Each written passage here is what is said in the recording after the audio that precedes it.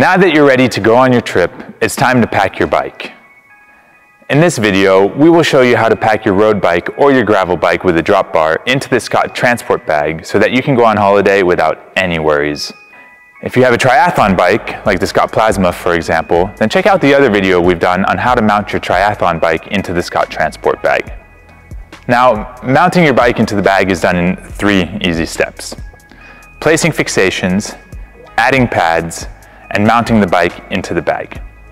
To do all of this, you only need a regular set of hex keys and spacers for your brakes. These usually come with your bike. Let's start with choosing the right fixations for your bicycle.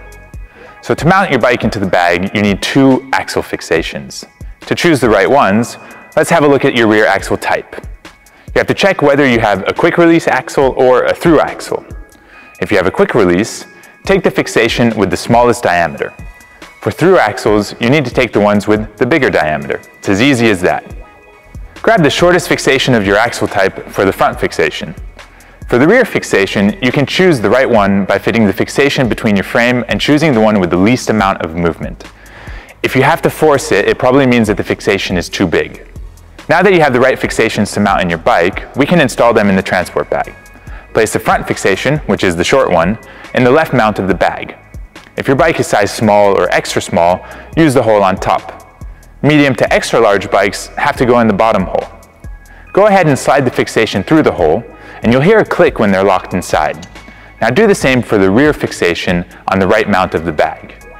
The next step is preparing your bike with the protection pads. For drop bar bikes, you need the cylindrical pad and the rectangular pad with 2 holes in them, the cylindrical rear pad and the chain protector. Place the cylindrical pad on the drops like this and the rectangular pad on the top with the holes to the front. Now, wrap the straps around both paddings and the handlebar to secure both pads together. To mount the chain protector, wrap the frame under the chain with the neoprene piece and secure it with the 2 webbing straps by putting them over the chain. Now that we have everything we need, we can prepare the bike for mounting. To do so, remove the pedals by turning your tool towards the back of the bike or the down tube. You can put your pedals in the bottom pocket inside the bag and leave your tool in the pocket above.